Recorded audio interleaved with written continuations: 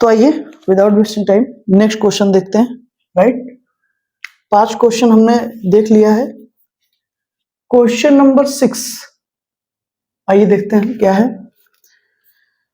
The leader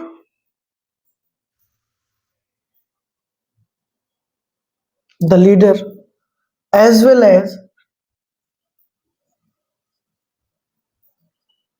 well as his follower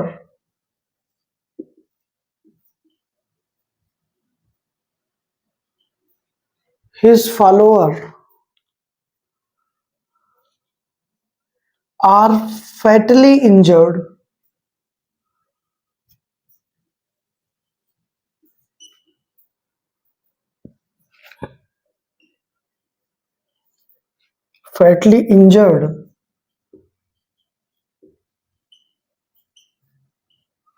injured in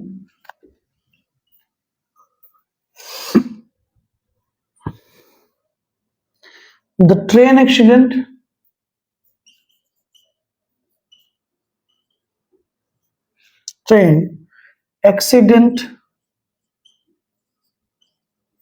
in the train accident which occurred last night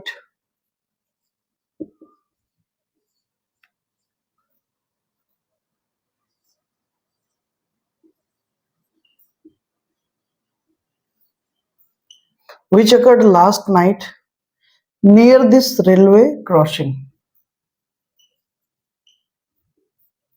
Near this railway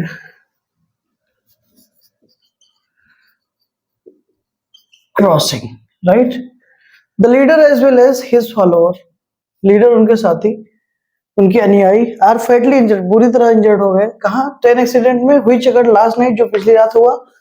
near this railway crossing, इस railway crossing के पास। ठीक है, section A. B and this one is D and this one D. ये C है और ये D है। इसको आप करें और फिर तब तक मैं दूसरा क्वेश्चन लिख देता हूं, तब तक इसको आप करें। क्वेश्चन है हमारा sorry, the request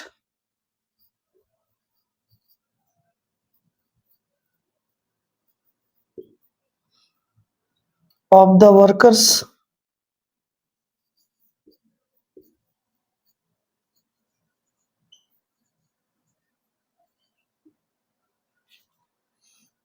union that their wages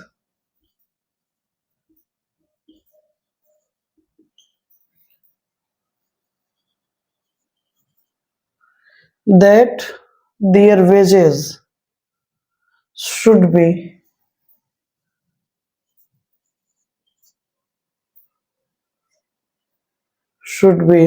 increased were supported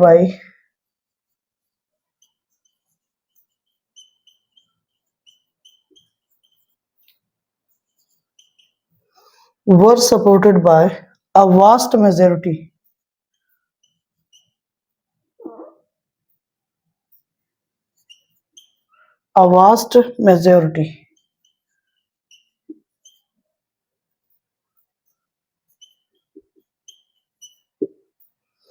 right,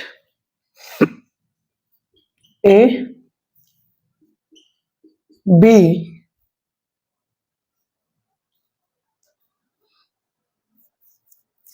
should be की बात लगाना था, कहाँ है लगा है, बाई की बात, yes, C and this one is D. करिए, दोनों क्वेश्चंस बहुत अच्छे हैं और क्वेश्चन नंबर 7 तो वाकई में बहुत खूबसूरत है। आइए देखते हैं इसको। आप देखते ही आप समझ गए होंगे क्या समस्या है। देखिए, as well as in addition to together with like and like, इन सब से अगर दो सब्जेक्ट जोड़े गए हैं तो जो हमारी वर्ब यूज होगी वो पहले वाले सब्जेक्ट के अकॉर्डिंग यूज होती है। ठीक है, तो पहला सब्जेक्ट था द लीडर, दूसरा सब्जेक्ट था हिज फॉलोअर। समझ में आई बात? तो यहाँ पर जो वर्ब आएगी वो पहले वाले सब्जेक्ट के अकॉर्डिंग आएगी। द लीडर जो कि हमारा सब्जेक्ट है, सिंगुलर नंबर का सब्जेक्ट है, इसलिए जो वर्ब होगी वो क्या होगी? सिंगुलर। तो आर की जगह क्या आ जाएगा दोस्तों? इज हो जाएगा। ये आपका करेक्शन था। ठीक,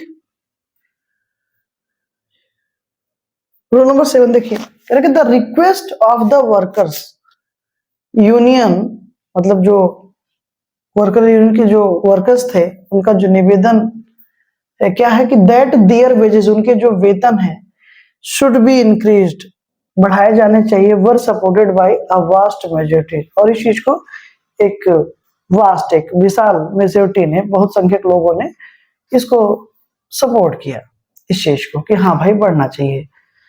तो आप देखें ऑफ प्रेपोजिशन है, ऑफ प्रेपोजिशन के बाद, इसका मतलब प्रेपोजिशन के बाद ये जो नाउन फ्रेज आपको दिख रहा है ये इसका ऑब्जेक्ट हो गया। समझ में आ रही बात? तो ये तो है कन्वेंशन हमारा। ओके, ठीक है, union that their wages should be increased were supported by, तो that their wages should be, कोई समस्या नहीं, इंक्रीज्ड। इसके बाद देखें सेक्शन सेम है दोस्तों, वर सपोर्टेड, पैसिव में सेंटेंस है, पैसिव वाइस है, बी प्लस बी थ्री लगा हुआ है। तो इसका जो एक्चुअल सब्जेक्ट है दोस्तों क्या है? द रिक्वेस्ट है। रीजन क्या है? क्योंकि प्रीपोजिशन के बाद जो नाउन आप देख रहे हैं वो इस प्रीपोजिशन का क्या है दोस्तों? ऑब्जेक्ट है, और ऑब्जेक्ट के अकॉर्डिंग क्या है कि वर्ब नहीं है। अगर पैसिव वॉइस में आप जानते हैं कि पैसिव वॉइस का जो सब्जेक्ट होता है वो कभी भी डूअर नहीं होता, और पैसिव वॉइस में जो पैसिव का सब्जेक्ट होता है उसी के अकॉर्डिंग वर्ब आती है, जो कि जब एक्टिव के अकॉर्डिंग देखेंगे तो वो एक्टिव का ऑब्जेक्ट होता है। समझ में आ रही बात? लेकिन पैसिव सेंटेंस बन जाने के बाद वो पैसिव का सब्जेक्ट कहा जाता है। And one thing you have to keep in your mind that the subject of the passive voice is not doer, यानी कि सब्जेक्ट वाइज, पैसिव वॉइस का जो सब्जेक्ट होता है वो कभी भी डूअर नहीं होता है। For example, he eats mango, तो इसका डूअर कौन है? ईट का ही है। लेकिन जब आप पैसिव बनाएंगे तो सेंटेंस क्या बनेगा? Mango is eaten by him. अब सिर्फ इस एक सेंटेंस को आप देखें, mango is eaten by him, इस ये पैसिव वॉइस में लिखा गया है, इसकी भी सब्जेक्ट और वर्ब होगी, तो सब्जेक्ट इसका कौन है? मैंगो है। क्या वो डूअर है? नो, क्योंकि वो नॉन लिविंग थिंग है, और नॉन लिविंग थिंग डूअर नहीं हो सकती दोस्तों। ठीक है, बहुत विशेष ध्यान दीजिए। ठीक है, ध्यान सुनिए। और ये लेक्चर आपका लगभग 3:55 पे रिकॉर्ड कर रहा हूँ। ठीक है, सुबह आपको अर्ली मॉर्निंग ये लेक्चर आपको मिल जाएगा दोस्तों। राइट, तो प्रेपोजिशन के बाद आने वाला नाउन या प्रोनाउन या नाउन फ्रेज उस प्रेपोजिशन का ऑब्जेक्ट होता है, तो इसके अकॉर्डिंग वर्ब तो आएगा नहीं। दैट हमारा यहाँ पर कन्वेंशन है, आप समझ रहे हैं, जो कि दो क्लॉजेस को जोड़ रही है। ठीक है, their wages should be increased, sentence should be increased. ठीक है, पैसिव वॉइस में है, कोई समस्या नहीं है। ठीक है, लेकिन ये जो वर्ब है इसका जो सब्जेक्ट है वो देयर वेजेस नहीं है, शुड बी का सब्जेक्ट देयर वेजेस है। ठीक है, तो इस वर्ब का सब्जेक्ट क्या है दोस्तों? इस वर्ब का सब्जेक्ट हमारा द रिक्वेस्ट है, जो कि सिंगुलर नंबर है, और अगर ये सिंगुलर है तो यहां पर क्या हो जाएगा? Was. This is your correction.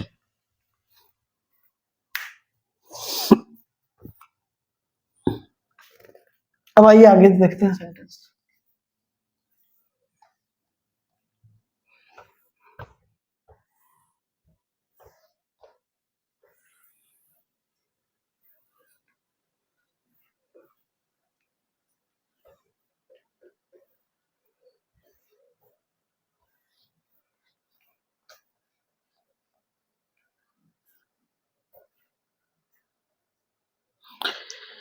Question number 8,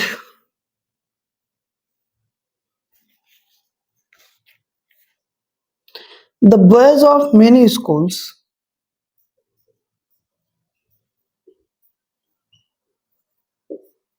the boys of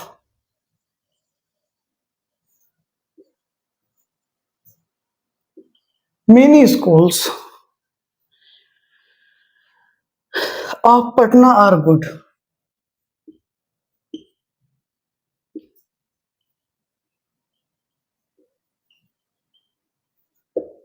right, इस सेंटेंस को आप समझें।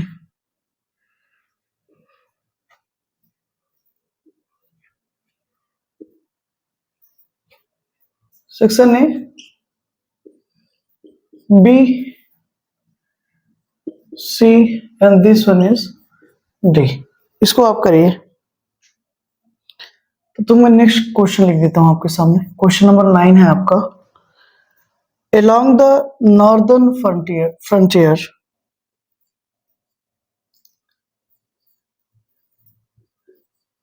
along the northern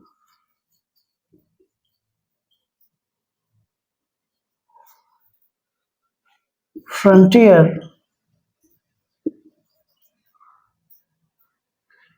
of India,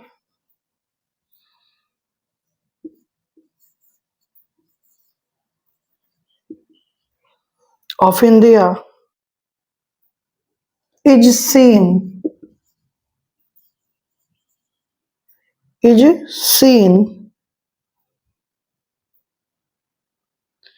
the Himalayas,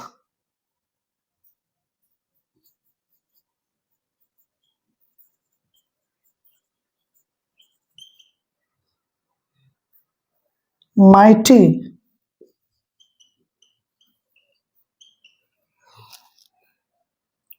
in their splendor.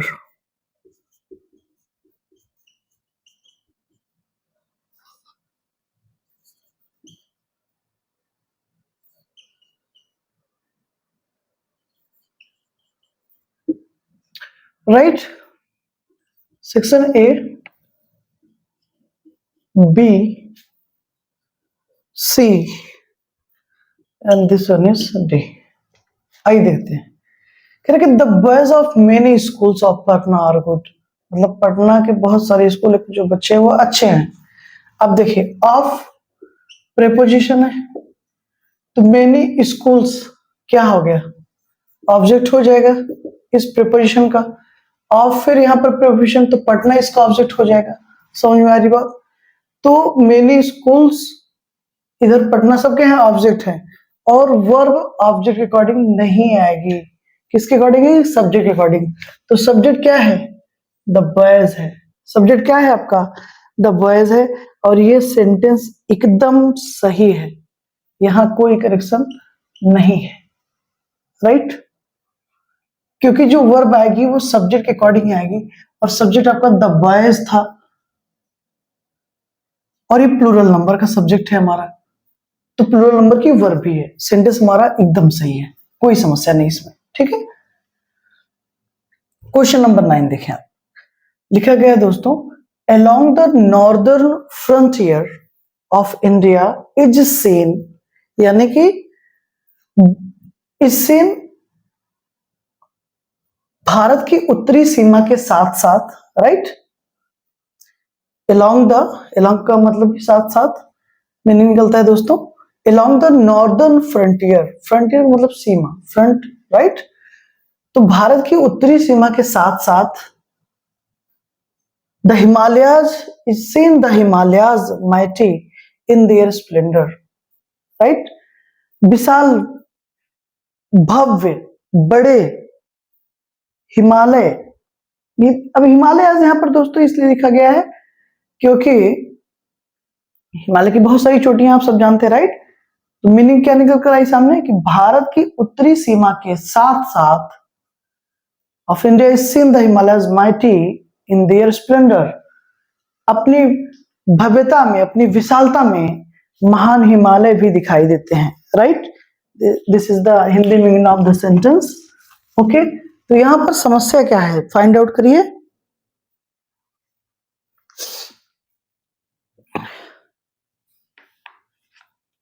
ठीक है, उम्मीद करता हूं आप समझ रहे होंगे।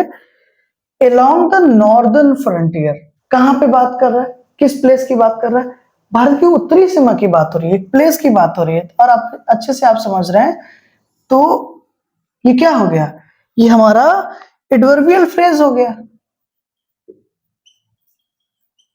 Answer of fair, right, adverbial phrase. अब आप अच्छे से समझ रहे हैं कि कल ही हमने बात किया था दोस्तों कि अगर कोई भी सेंटेंस एडवर्ब से शुरू हो या एडवर्बियल फ्रेज से शुरू हो तो सेंटेंस हमारा इन्वर्जन लेता है, यानी कि ऐसी सिचुएशन में वर्ब पहले आएगी, यानी कि ऑक्सिलरी पहले आएगी और सब्जेक्ट बाद में, ठीक है।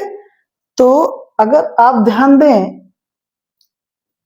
तो ये तो पूरा का पूरा एडवर्ब फ्रेज है, ठीक है ना। अब आप अच्छे जानते हैं इंडिया नाउन है, लेकिन ये ऑब्जेक्ट है, क्या है, ऑब्जेक्ट है, किसका, इस ऑफ प्रीपोजिशन का, प्रीपोजिशन के बाद आने वाला नाउन या प्रोनाउन उस प्रीपोजिशन का ऑब्जेक्ट होता है, और ऑब्जेक्ट के अकॉर्डिंग तो दोस्तों वर्ब आएगी नहीं, ठीक है। और सेंटेंस इन्वर्जन भी लिया है क्योंकि सेंटेंस किससे शुरुआत हो रही है, एडवर्ब फ्रेज से। तो अगर सेंटेंस ही इन्वर्जन लिया है इसका मतलब इसका जो सब्जेक्ट होगा इस ऑक्सिलरी के बाद ही होगा, सीधी सी बात है। ये तो मेन और हो गई, तो सब्जेक्ट हमारा क्या है, the Himalayas, right, mighty, okay. तो हिमालयाज क्या है, प्लूरल सब्जेक्ट है, तो अगर प्लूरल सब्जेक्ट है तो वर्ब क्या होगी, प्लूरल होगी। तो यहां पर इसकी जगह क्या हो जाएगा दोस्तों, are. This is your correction actually.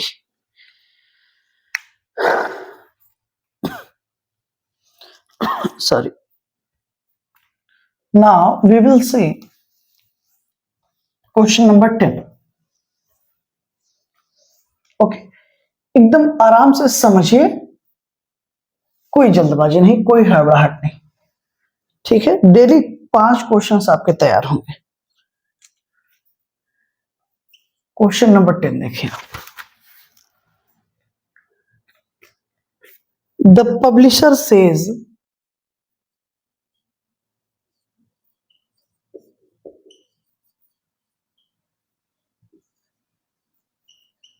दूसरी मार्कर ले लो, the publisher says that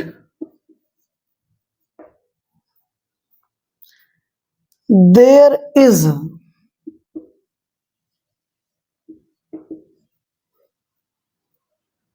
many important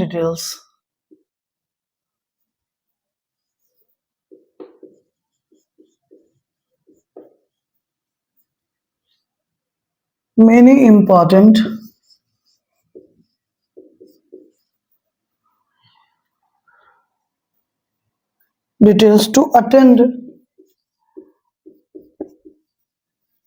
okay, to before this book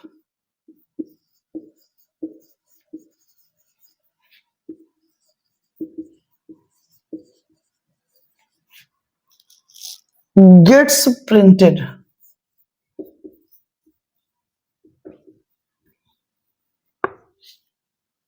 ठीक।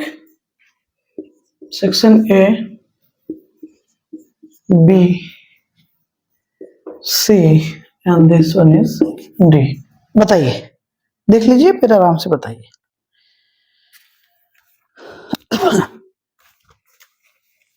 द पब्लिशर सेज, पब्लिशर यानी कि प्रकाशक कहता है दैट कि there is many important details, बहुत सारी important details to attend to before this book gets printed, इस बुक के प्रिंट होने से के पहले पहले बहुत सारी इंपॉर्टेंट डिटेल्स हैं जो हमको ध्यान देनी है या अटेंड करनी है। ऐसा कौन कहता है, हमारा पब्लिशर कहता है, ओके।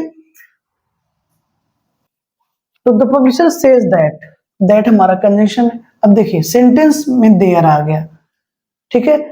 तो जहां पर किसी चीज का होना या ना हो, यहां पर किस चीज का होना पाया जा रहा है, इंपॉर्टेंट डिटेल्स का, ओके। तो जहां पर किसी चीज का होना या ना होना पाया जाता है वहां पर हम देयर का यूज करते हैं। और हमने कल ही, अच्छा, आज के मैक्सिमम सेंटेंसेस कल के रूल के बेस्ड के, कल का जो रूल था हमारा उसी पे बेस्ड था, ठीक है।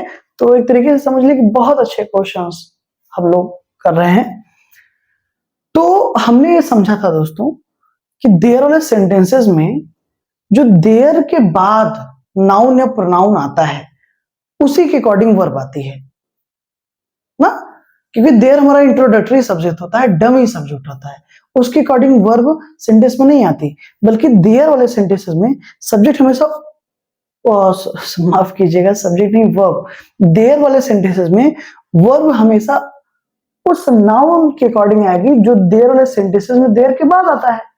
सीधी सी बात है। कल एग्जांपल हमने देखा था कि ही देयर वाज अ किंग, यहाँ पर वाज किसके अकॉर्डिंग आया है? किंग के अकॉर्डिंग आया है कि एक राजा था।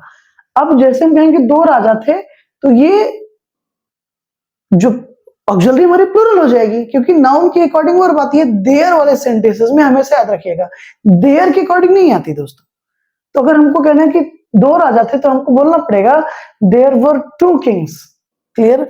ठीक उसी तरीके से देयर वाले सेंटेंस में ये जो वर्ब आई है हमारी ऑक्सिलरी, ये इस देयर के अकॉर्डिंग नहीं आई है, और इस देयर के अकॉर्डिंग लगेगा भी नहीं, क्योंकि इस देयर वाले सेंटेंसेस में वर्ब कभी भी देयर के अकॉर्डिंग नहीं लगती है। तो इसका नाउन है क्या? तो हम इसका मतलब नाउन इन द सेंस इसके बाद जो नाउन आएगा वही सब्जेक्ट होगा एक्चुअल। तो क्या होगा? Many important details, this is our main subject. ठीक है? Many important details, important adjective, many determiner, details noun, headword, right? तो ये पूरा हो गया हमारा सब्जेक्ट, मेनी इंपॉर्टेंट डिटेल्स, जो कि प्लूरल सब्जेक्ट है। ठीक है? प्लूरल सब्जेक्ट है, तो दोस्तों वर्ब भी क्या आएगी? प्लूरल आएगी। तो इच की जगह क्या हो जाएगा? आर हो जाएगा। This is our correction actually.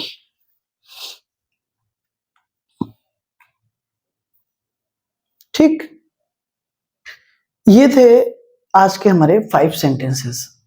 अब देखिए, बहुत ज्यादा एफर्ट लगता है, और 5 डेली सेंटेंसेस करने का सिर्फ एक और सीधा सा मतलब है दोस्तों। आप इस बात पर ध्यान ना दें कि जो है कि हम 5 ही सेंटेंस करते हैं। अरे भाई, डेली आपके 5 सेंटेंस तैयार होंगे, उसका एक्सप्लेनेशन हम आप देखेंगे। तो इस तरीके से देखेंगे तो बहुत बेहतर अप्रोच के साथ हम आप बढ़ रहे हैं। बस रेगुलर हमको बने रहना है, रेगुलरिटी बना के रखनी है। समझ में आ रही बात? और पूरा एफर्ट दे रहा हूं। एफर्ट देने में बिलीव करिए कोई कमी नहीं है। ठीक है? जितना बेहतर क्वेश्चंस हो सकते हैं, जितनी बेहतर एक्सप्लेनेशन हो सकती है, मैं पूरी तरीके से अपना दमखम लगा रहा हूं। फिर भी अगर आपके कोई सुझाव हैं तो हमेशा उसका स्वागत है, राइट? और हारना नहीं है लाइफ में, यही कहना चाहता हूं। ठीक है? कभी किसी भी सिचुएशन में नहीं, राइट? हमेशा याद रखें कि वी आर वॉरियर्स, हम आप योद्धा हैं। हाँ, और बड़ी खूबसूरत लाइन है कि गम की अंधेरी रात में दिल ना यूं बेकरार कर, गम की अंधेरी रात में दिल ना यूं बेकरार कर, सुबह जरूर होगी, सुबह का इंतजार कर। ओके? यानी कि अच्छे दिन जरूर आएंगे। ओके? सभी के अच्छे दिन हैं भी, नो प्रॉब्लम। ओके? और सुबह हो भी गई होगी, देख लेते हैं। Of course 4:11। Okay, thank you very much for this class. See you in the next class. Take care. Very good morning.